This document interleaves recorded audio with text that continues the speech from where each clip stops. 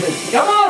যে কমিটির সাথে বিজয়ের ন্যূনতম সম্পর্ক নেই, যে কমিটির সাথে রাজপথের সংগ্রাম, নির্যাতন, নিপীড়ন, মজলুম মানুষের ন্যূনতম সম্পর্ক নেই, আজকে সেই কমিটি লোকের অভাবে আওয়ামী লীগকে পুনর্বাসনের আশ্রয়স্থলে পরিণত হয়েছে। ইনশাআল্লাহ আগামী দিন আমি বলছি, সৈয়দ ঠিকই বলছে, আমাদের গরিব মানুষের বিরুদ্ধে কোনো অভিযোগ নেই, খেলে খাওয়া মানুষের বিরুদ্ধে কোনো অভিযোগ নেই। তার কারণ 17 বছর আমরা দেখেছি গরিব মানুষ 10 কেজি চাল তার হক, সেইটা নিতে গেলেও বলতে হতো জয় বাংলা। কি বলেন?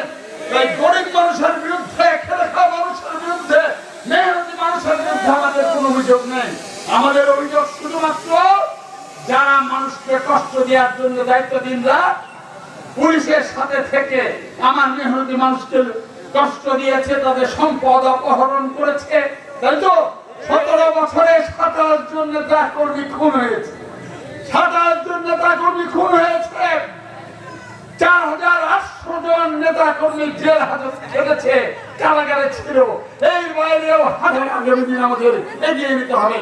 আজকে সেই ঐতিহাসিক জুলাই মাস, যে জুলাই রক্তাক্ত গণঅভ্যুত্থান এবং সামনে 5ই আগস্ট বিজয় অর্জিত হয়েছে, এই সুযোগে জুলাইয়ের শহীদদের প্রতি আমি স্যালুট জানাই। এবং 17 বছর যারা বিএনপির নেতা কর্মী খুন হয়েছে তাদের আমি আত্মার মাগফিরাত কামনা করি, সকলের আত্মার মাগফিরাত কামনা করেছি। এবং যারা আহত হয়েছেন, এখন অসুস্থ জীবন যাপন করছেন, সেই বন্ধুদের প্রতিও আমাদের আজকে সংহতি প্রকাশ করতে চাই। তারেক রহমান বলেছেন 17 বছরের সংগ্রামের মধ্যে দিয়ে জুলাইয়ের গণঅভ্যুত্থান যে আকাঙ্ক্ষা তৈরি করেছে, সেই আকাঙ্ক্ষা নিয়ে সেই প্রত্যাশাকে যারা চিন্তায় করতে চাইবে বিএনপি তা প্রতিরোধ করবে ইনশাআল্লাহ। সবাইকে সালাম, আসসালামু আলাইকুম, আল্লাহ হাফেজ। বাংলাদেশ জিন্দাবাদ, তারেক রহমান জিন্দাবাদ। প্রিয় নেতা, প্রিয় নেত্রী দেশনেত্রী বেগম খালেদা জিয়া জিন্দাবাদ। এবং আমাদের দলের প্রতিষ্ঠাতা চেয়ারম্যান শহীদ রাষ্ট্রপতি জিয়াউর রহমান বীর উত্তম অমর হোক।